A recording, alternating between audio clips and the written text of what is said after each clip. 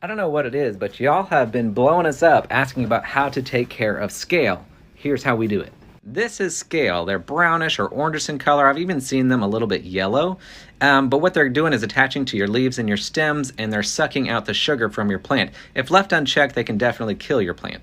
Now, I've seen all the home remedies, and over the years, I've tried just about all of them with varying success. But about 3 years ago, I talked to this old timer, someone who's been taking care of plants for like 60 years, and he showed me this trick. And since then, every time I've gotten scale, I've used it, and it's worked 100% of the time. It's Bio Advanced Tree and Shrub. Take a screenshot of that guy. So really, it's for like outdoor plants, but you can also use it for indoor plants. And it actually does say in the directions that it is for scale. So what happens is you'll mix up a solution of this. There's directions, everything on the back here. Mix up a solution of this in your water. Water your plant with it in the soil. The roots will take up the ingredients, and it will actually kill the bugs from the inside out. Wait like 3 or 4 days, and then you can just hose off the scale. You don't have to scrub them off. You don't have to scrape them off. It's worked every single time. I can't recommend this enough. And for any of the leftover sap that they might leave behind, just wipe it down with a clean cloth, maybe a little Dawn dish soap, and then wipe the leaf clean. It'll take off the sticky residue, and you'll be left with a nice, clean, healthy, gorgeous looking plant. This was our first day in business 3 years ago. Used to make these fun videos and do a weekly plant sale that we actually still do to this day. Then we started out at local farmers markets and just trying to get our name out there and educating people. It was really fun to see the excitement that our local community had for plants. So much so that we got our own building. A week after we signed the lease, the whole world shut down with the pandemic, but we had no choice but to keep on pushing. We remodeled, we painted, we decorated as much as we can, and of course we filled the building with plants. We had an overwhelming amount of support from our local community, and of course our family and our friends. It's a whole family affair around here, as you can see our kids helping. And today, almost 3 years later, we have opened up shipping. We are one of the go-to places for our locals to shop gifts. We even have people from out of state come and see us and shop our plants and visit with us, which we are completely blown away by. We are so humbled and grateful to everybody who walks through our door. Thank you.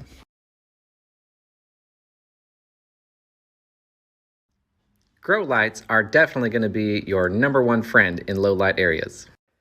With a powerful grow light like this, you can literally grow anything you want. So even in the darkest areas of the world with the least amount of light, you can be successful growing anything from monstera to ficus to even food if you really want.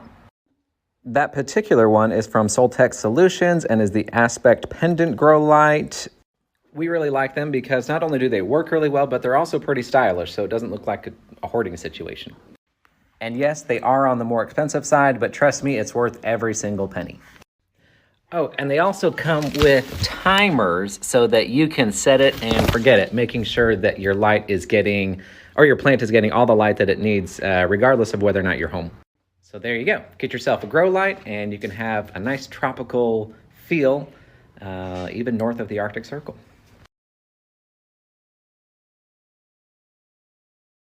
Here's how we water our large houseplants without taking them to the sink or the shower. So what we have is called a cache pot.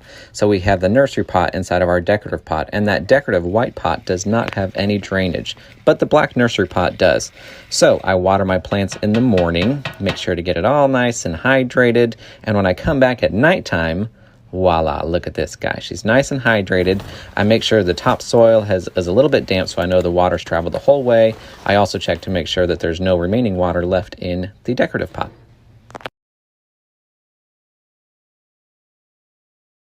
Hey, come here. I'm going to show you how to get rid of fungus gnats. The first thing to know about fungus gnats is that they have a life cycle of about 5 to 6 weeks.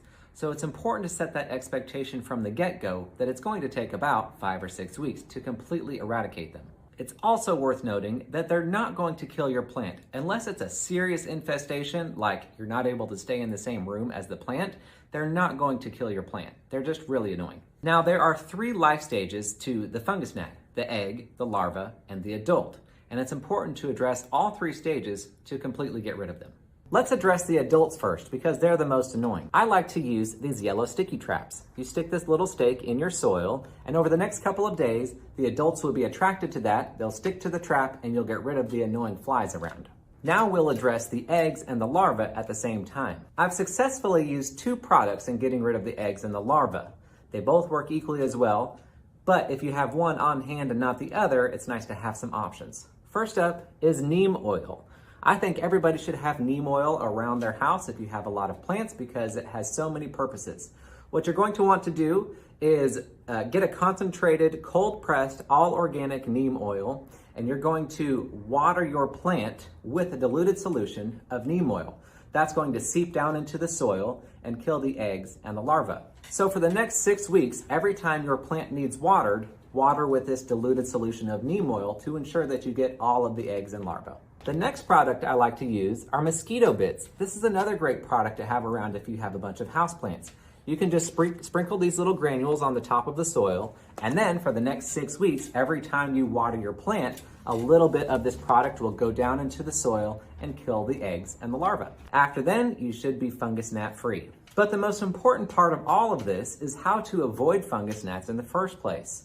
Now, fungus gnats like to lay their eggs in damp environments. It basically means that your soil is staying too wet for too long. Now, there are a few reasons why this would happen. The most common reason is that you're watering your plant too frequently, so that top soil layer isn't able to dry out, inviting fungus gnats to lay their eggs. The second most common reason is because your plant is not in bright enough light, so it's not able to use the water that you're giving it in an efficient enough manner to let the soil dry out, again, inviting fungus gnats. Lastly, if you don't have proper drainage, your soil would not be able to dry out fast enough, again, inviting fungus gnats to lay their eggs in your soil. So if you have fungus gnats, I encourage you to adjust your watering habits based on that information. And that's gonna do it. It's totally feasible to have a bunch of houseplants in your home and to be fungus gnat free.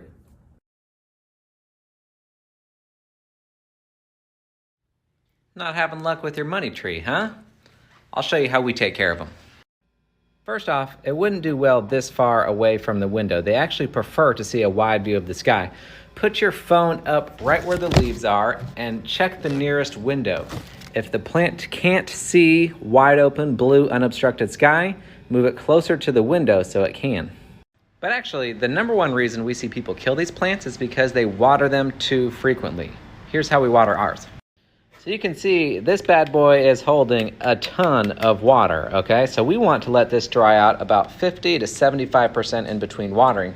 You can even let it go 100% between watering if it's really mature like this. Here's how we check that.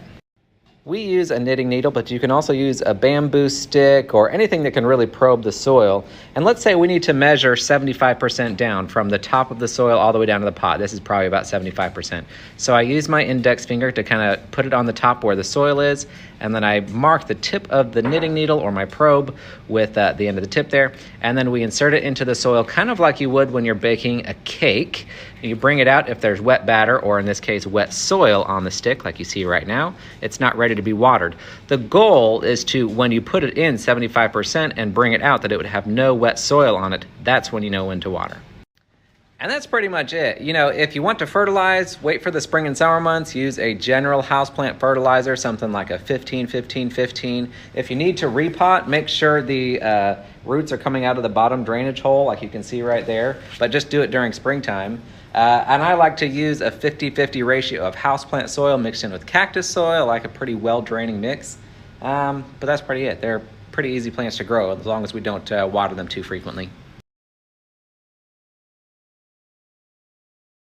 Unlike most plant stores, we never recommend watering your plant on a schedule, every 7 days or every 14 days, for example. This is because watering is going to change depending on the season that we're in. In the spring and summer months, we typically have very long days that are also very sunny, especially compared to our shorter days of gloomy winters. So if you have a watering schedule in the spring and summer months when we have long days, and you carry that same schedule into the winter months when our days are much shorter, it's very likely that you're going to be watering your plant too frequently, damaging the roots and subsequently your plant.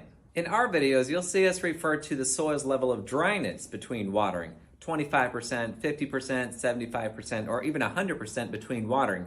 Some plants just need the topsoil to dry out, but it's much more likely that at least 25 or 50% of the pot's going to need to dry out before you give your plant a good soak. Moisture meters are unreliable. Not only do they react to moisture in the soil, they also react to different ingredients in your soil, different fertilizers, and even if your soil's compact. Instead, we like to use a knitting needle, but you can also use a bamboo skewer or a chopstick. So from here, it's kind of like when you're baking a cake. You insert the knife into the batter, and if it comes out with wet batter on it, you know that it's not ready to be taken out of the oven. The same thing applies here. Let's say my plant needs to dry out 25% between watering. I mark that off with my thumb right here. I stick it down into the soil and bring it out. If it comes out with wet soil on there, I know that it's not ready to be watered. If I bring it out and it's dry, then I know that it's ready to be soaked. So let's say you've determined your plant is ready to be watered. It's really important that we saturate the entire root system. We want to make sure that we're hitting all those roots so that they can take up moisture and nutrients and disperse them throughout your plant. If you just water your plant with a cup of water, for example, it's not going to be enough to hit all the root system, and over time it'll create a really weak root system and won't support the growth that's above it.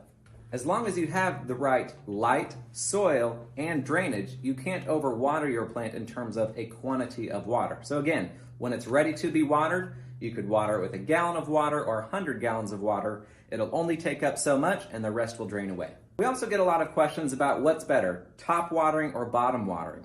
It doesn't really matter. As long as you're getting that goal of saturating the entire root system, either is going to be fine. Lighting is the most important aspect of houseplant care.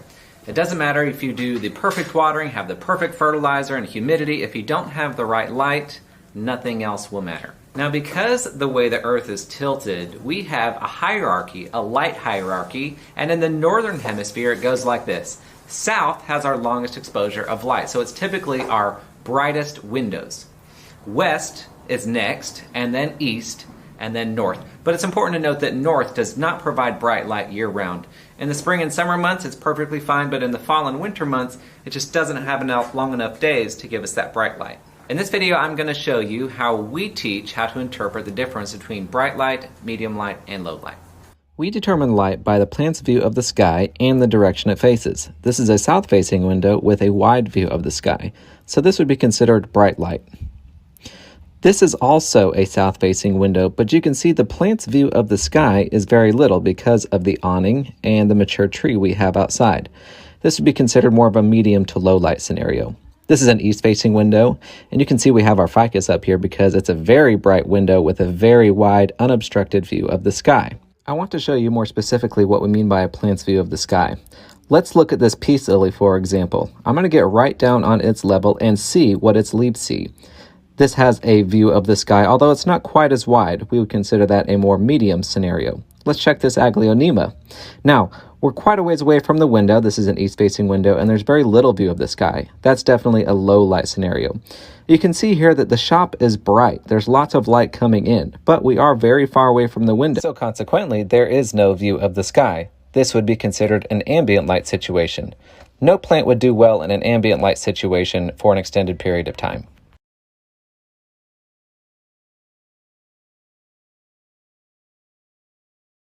So this poor baby, like, I feel terrible cutting that off, but would you? Okay, I want you to think of leaves like solar panels. Like solar panels, leaves will also collect sunlight and convert it to energy. So my rule of thumb, if the solar panel or the leaf is more than 50% gone, it's no longer serving the plant. So more than 50% gone, we cut it. And you can follow that stem all the way down to the soil level, give it a good snip with some clean pruners, you're good to go.